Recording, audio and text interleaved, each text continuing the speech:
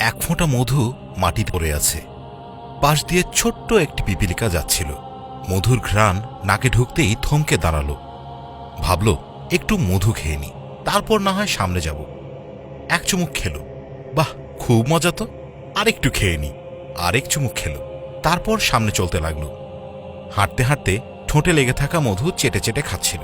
ভাবল, এত মজার মধু আরেকটু খেয়ে নিলে কি হয়। আবার পিছনে ফিরল। পূর্বে মধুর এক পাশ থেকে খেয়েছিল। এবার চিন্তা করল, ভিতরে মনে হয় আরো মজা। এবার আস্তে আস্তে বেয়ে বেয়ে মধুর ফোঁটার উপরে উঠে গেল। বসে বসে আরামসে মধু খাচ্ছে। খেতে খেতে এক পর্যায়ে পেট ফুলে গেল। ওইদিকে আস্তে আস্তে পা দুটো মধুর ভিতরে ঢুকে যাচ্ছে। তখনই হঠাৎ টনক নড়ল তার, কিন্তু ততক্ষণে অনেক দেরি হয়ে গেছে।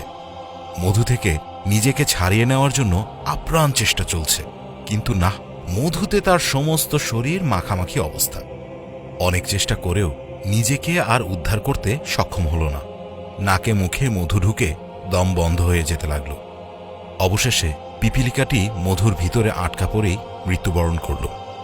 এই বিশাল দুনিয়াটাও এক ফোঁটা মধুর মতো। যে এই মধুর পাশে বসে হালাল আর অল্পতে তুষ্ট থাকবে, সেই বেঁচে গেল। আর যে এই স্বাদের মধ্যে ডুব দিতে গিয়ে হালাল হারাম বাছবিচার না করে শুধু খেয়েই গেল, আর একটু করতে করতে একদিন সে এর মায়াজালে আটকা পড়েই মারা যাবে। তখন আর কেউই উদ্ধার করতে পারবে না। ধ্বংস অনিবার্য। তার দুনিয়া ও আখিরাত দুটোই শেষ।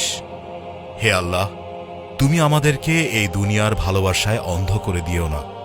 আমাদেরকে হালাল হারাম বেছে চলার তৌফিক দান করুন। আমিন।